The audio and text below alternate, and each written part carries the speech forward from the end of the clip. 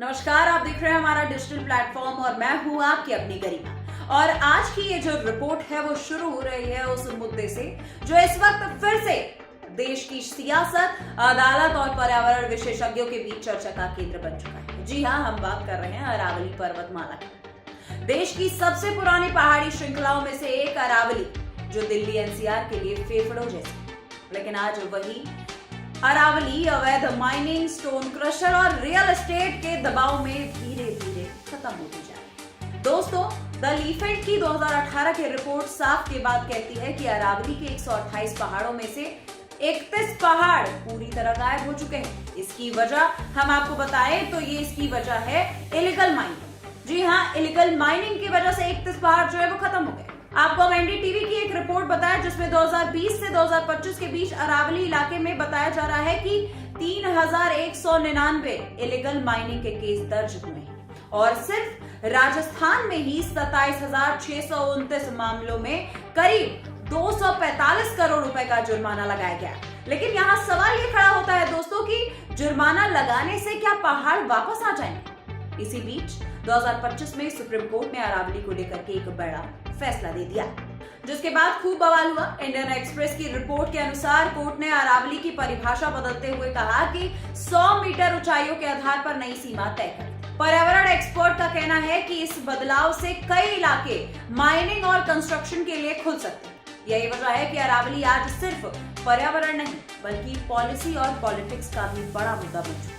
और अगर हम अरावली से आगे बढ़े दोस्तों तो तस्वीर और भी डरावनी दिखाई देती है। हम आपको बता दें, पश्चिमी घाट, जिसे यूनेस्को ने बायोडायवर्सिटी हॉटस्पॉट घोषित किया है, क्लाइमेट डिप्लोमेसी और विकिपीडिया के मुताबिक करीब 1600 किलोमीटर में फैला ये इलाका हजारों प्लांट स्पीसीज और वाइल्ड लाइफ का घर है। लेकिन डेवलपमेंट प्रोजेक्ट्स और माइनिंग और रोड्स ने इसे पूरे इकोसिस्टम को कमजोर कर दिया।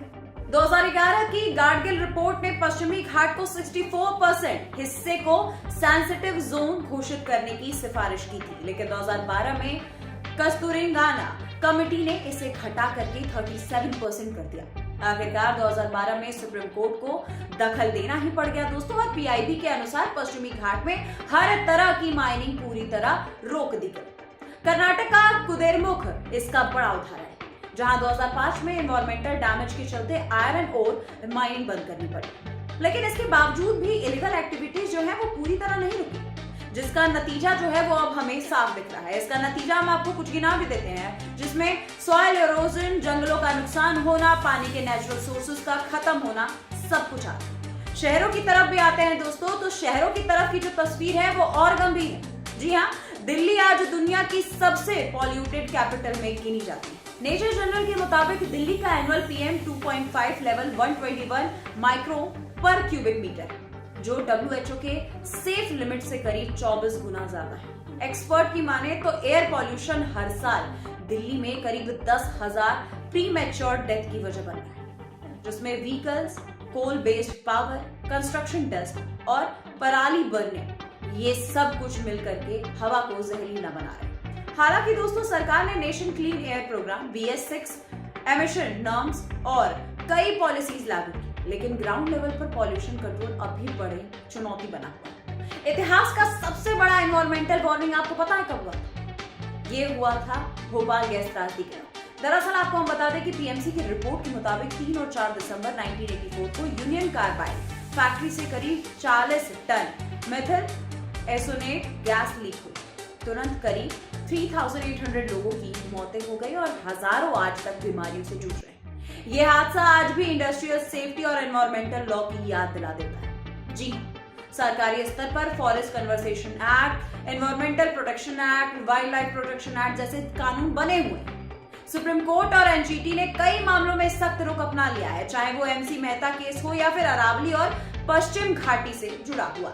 नमामि गंगे को 2022 में यूनाइटेड नेशन ने दुनिया के टॉप 10 इकोसिस्टम रिस्टोरेशन प्रोजेक्ट में शामिल किया और 2025 में पीआईबी के अनुसार अरावली ग्रीन वॉल जैसे प्रोजेक्ट पर भी काम शुरू हुआ है। लेकिन इसमें बड़ा सवाल आज भी यही है दोस्तों कि क्या लॉज कागजों से बाहर निकल पाएंगे, और क्या डेवलपमेंट और एनवायरमेंट के बीच बैलेंस बन पाएगा, और क्या आने वाली पीढ़ियों के लिए हम हवा, पानी और जंगल बचा पाएंगे।